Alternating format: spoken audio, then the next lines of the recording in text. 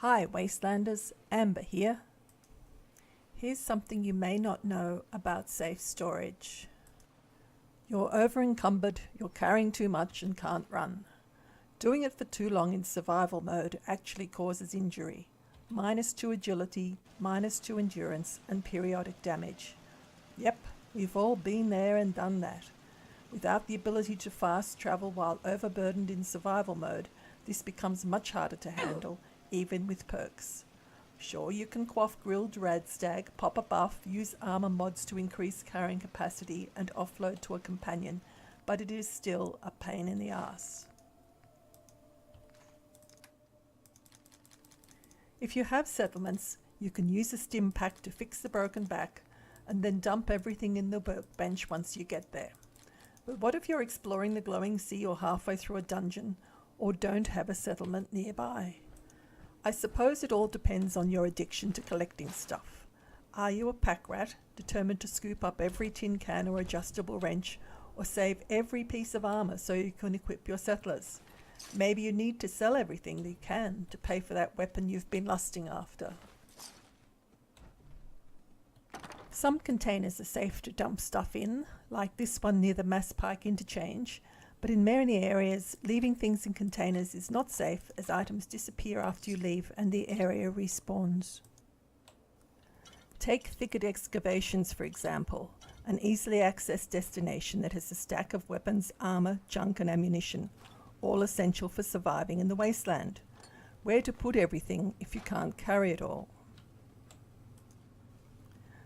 Dropping stuff on the ground or putting things into a filing cabinet, duffel bag or any sort of container is no good if the area is going to respawn whenever you leave. I tested this by dropping items like wrenches and screwdrivers on the ground, storing some stuff in a lock near the gate, then sprinting to Starlight Drive-In and back. By the time I returned, everything had respawned and my stored and dropped items had disappeared. Tired yet? Except items stashed in the nearby cooking stations didn't disappear. Ditto for the chemistry and weapons workstations further in, where items remained and could be added to or collected from each visit. Being able to store junk with one click is an added bonus. So what, you may say? You still can't collect everything, as it respawns faster than you can clear it. Sure, but apart from catering to pack rats and people who don't have the fast travel while encumbered perk yet, this concept is invaluable for those playing survival mode, because they make great places to put stuff into for access later. That's the main point I'm making here. In survival mode, you can use them to stash caches of spare ammo, stim packs, food and water at strategic points around the wasteland. This is especially handy if you don't want the hassle of settlements because it works with all workstations, no matter where they are, in dungeons or random warehouses and trailers. There's even a workstation outside the abandoned shack in the glowing sea.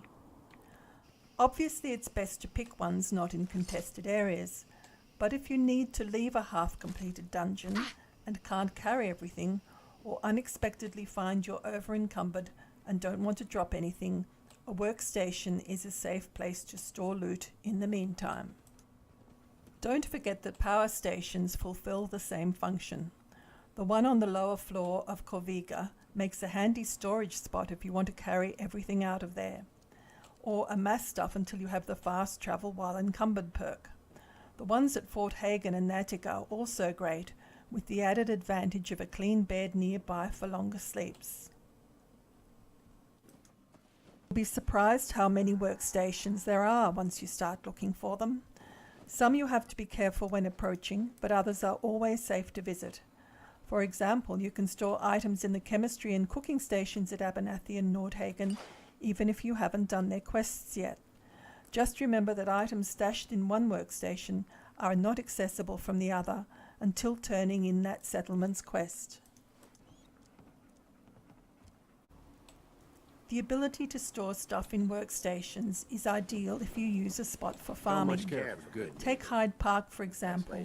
My provisioners heading to Vault 88 often initiate combat when I enter the area, So I join in, help them finish off the job, then dump what I can't carry into the workstation until later. From what I've discovered so far, workstations, no matter where they are safe for storing stuff. If anyone has different experiences, please leave a comment. Sure, some random containers could be safe, but I've found respawning rates to be pretty random, and they have varied depending on what game difficulty I've been playing and other factors. Better then to use a method that is not affected when areas respawn than hope one doesn't respawn. But what if there are no workstations nearby? I've found it's best to strip the corpses and drop the stuff next to the dead body. While this doesn't work in places that respawn like thicket excavation, it does in other places. Sometimes junk items respawn in their original spots right next to the ones you've picked up on a previous visit and dropped.